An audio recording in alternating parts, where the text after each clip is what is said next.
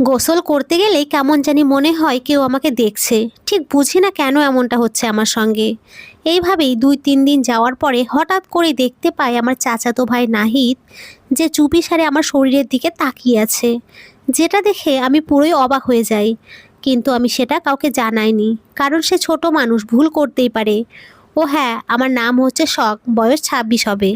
কয়েক মাস হলো আমার ডিভোর্স হয়েছে, কারণ আমি কখনো মা হতে পারবো না এই জন্য। এইদিকে নাহিদের বয়স 17 কিংবা 18 হবে। এইবার মাধ্যমিক পাশ করে কলেজে উঠলো সবেমাত্র। চলুন গল্পে ফিরি। তো পরের দিন আবার গোসল করতে গেছি। আবার দেখতে পাই নাহিদ আমাকে দেখছে। তখন কি করব ভেবে পাচ্ছিলাম না। এরপরে সোজা বলে উঠলাম, নাহিদ আমি কিন্তু সব দেখেছি, তুই এখানে আছিস, প্লিজ ভাই আমার চলে যা। কথাটি বলার সঙ্গে সঙ্গে দেখলাম নাহিদ চলে গেল, আর কিছু বললাম না। গোসল শেষে করে বাইরে এসে দেখি নাহিদ বসে আছে। তখন ওকে বললাম, তুই একটু আমার সঙ্গে আয় তো নাহিদ, আমার রুমে। কথার সঙ্গে সঙ্গে নাহিদও চলে যায়। নাহিদ, বলো কি বলবা।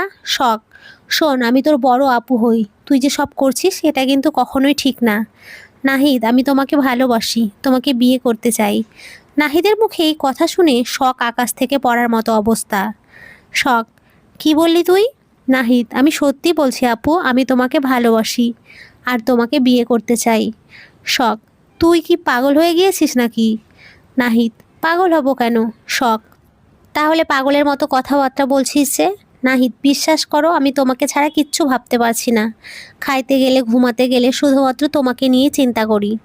শখ, এইসব তোর আবেগের বয়স। নাহিদ, আবেগ না, সত্যি আমি তোমাকে ভীষণ ভালোবাসি। শখ, এইবার কিন্তু থাপ্পড় দেবো তোকে।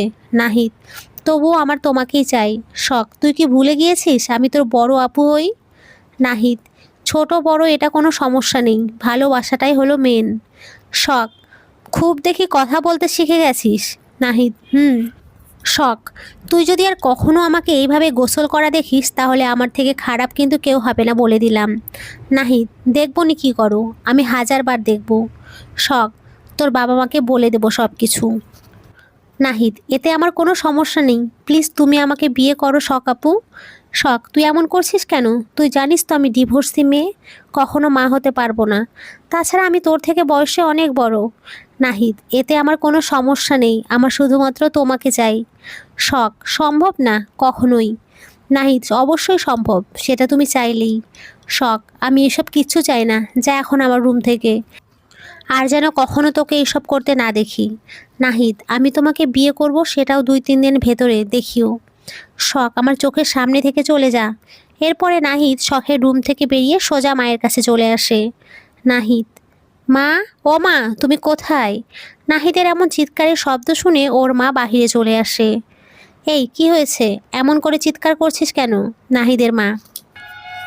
নাহিদ, মা আমি শখ আপুকে বিয়ে করতে চাই। কি কি বললি তুই?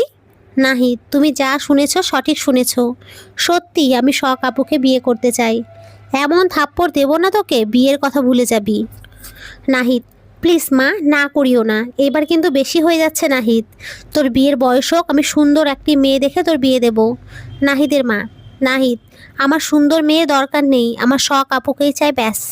এই তুই জানিস না শখ একজন ডিভোর্সি মেয়ে, ওর কখনো সন্তান হবে না। আর এছাড়া 8 বছরের বড় শখ তোর, এটা কখনোই সম্ভব না। নাহিদ, আমার কোনো সমস্যা নেই, আমার শুধুমাত্র ওকেই চাই। এই তুই চুপ করবি? নাহিদ, না আমি চুপ করব না, বলো আমায় বিয়ে দেবে কি না। এইবার নাহিদের কথা শুনে ওর মা বেশ রাগান্বিত হয় এবং কষে একটি থাপ্পড় দেয়, ঠাস ঠাস। আর একবার যদি তোর মুখে এই কথা শুনেছি, আমার থেকে খারাপ কেউ হবে না। নাহিদ, প্লিজ মা, বোঝার চেষ্টা করো। এই চুপ, একদম চুপ থাক, লজ্জা শরম সব চলে গেছে তোর, তাই না? নাহিদ, আমি থাকবো শখ আপুর সঙ্গে, এতে তোমাদের সমস্যা কোথায় বুঝলাম না। অনেক সমস্যা আছে, তুই যদি এই মেয়েটাকে বিয়ে করিস আমাদের কি মান সম্মান থাকবে? মুখ দেখাতে পারবো এই সমাজে? নাহিদ, আশ্চর্য ব্যাপার, কেন পারবা না? তোর মুখে ওই শখের নাম যদি আর একবার শুনেছি, তবে গলায় রশি দিয়ে আত্মহত্যা করব বললাম। নাহিদ, প্লিজ মা, এমন কথা বলিও না, বিশ্বাস করো আমি শখ আপুকে অনেক অনেক ভালোবাসি, ওকে ছাড়া আমি বাঁচবো না। এইদিকে শখও বেশ আশ্চর্য হয়, কারণ নাহিদের কথায় কেমন জানি কিছু একটা ইঙ্গিত দিচ্ছে। পরবর্তী সেই দিনে আর কোনো সমস্যার সৃষ্টি হয়নি। সমস্যাটা সৃষ্টি হয় সেই রাতে। অতিরিক্ত গরমের কারণে শখ রাতে রুমের দরজাটি না লাগিয়ে ঘুমিয়ে পড়ে, কারণ দরজা খোলা রাখলে বাতাস আসে ভেতরে। তো দরজা খুলে রেখে কখন যে ঘুমিয়ে গেছে সে নিজেই জানে না।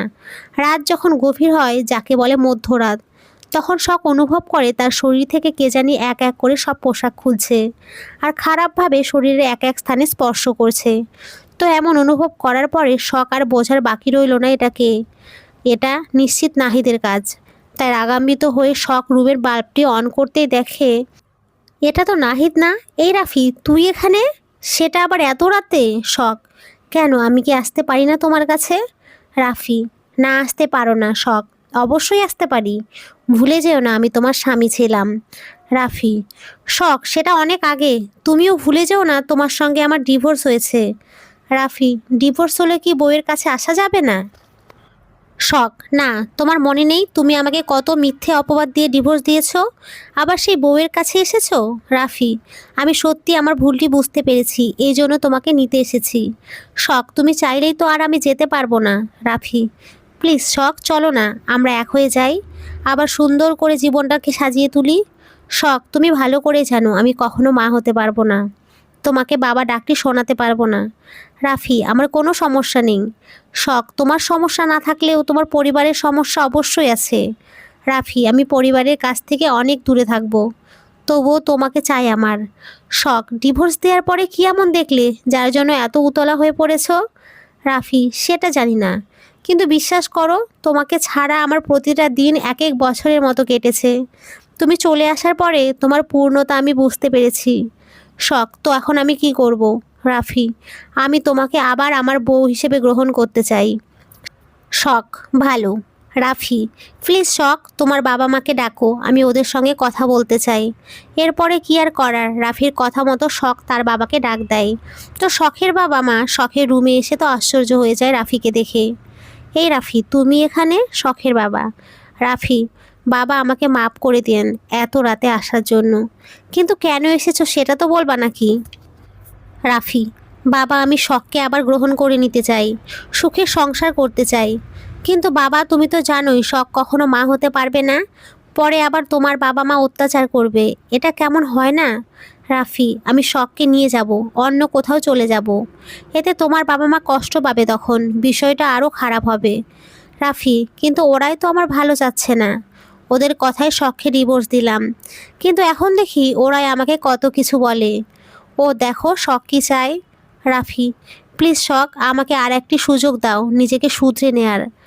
শখ: তুমি যে নিজেকে পরিবর্তন করবে এর তো কোনো সত্যতা নেই। রাফি: প্লিজ শুধুমাত্র একটিবার বিশ্বাস করে দেখো।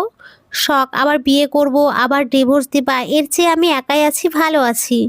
রাফি: আমি সত্যি বলছি। শখ: আমার বিশ্বাস হয় না তোমার কথা। শখের মুখে এমন কথা শুনে রাফি শখের বাবা মায়ের পায়ে ধরে বলতে থাকে। রাফি: প্লিজ বাবা মা, আপনারা শখকে একটু বোঝান, সত্যি আমি আর এমন করব না, আমার ভুল আমি বুঝতে পেরেছি। রাফির এমন কান্নাকাটি দেখে শখের বাবা মা দুজনেই কি করবে ভেবে পাচ্ছিল না, তবুও শখকে রাজি হতে বলে। শোন মা, ছেলেটি যখন নিজের ভুল বুঝতে পেরেছে, তাহলে ওকে ক্ষমা করে দেয়াই উত্তম কাজ হবে, কারণ নিজের ভুল বোঝে যেই ব্যক্তি আবার ফিরে আসে সে সত্যি ভালোবাসার জন্য ফেরে। শখের মা: শখ: মা, তুমি ওর দিকে ভোট দিচ্ছ, আমি চাই না রে মা আমার মেয়েটি এই চার দেয়ালের মাঝে বন্দি থাক। শখ: তাহলে তুমি বলছো আমি আবার রাফিকে বিয়ে করি? কারণ সে যেহেতু নিজের ভুল বুঝতে পেরেছে এটাই অনেক। রাফি: প্লিজ শখ, না করিও না। শখ: কিন্তু আমার একটি কথা রাখতে হবে তোমাকে। রাফি: বলো কি কথা?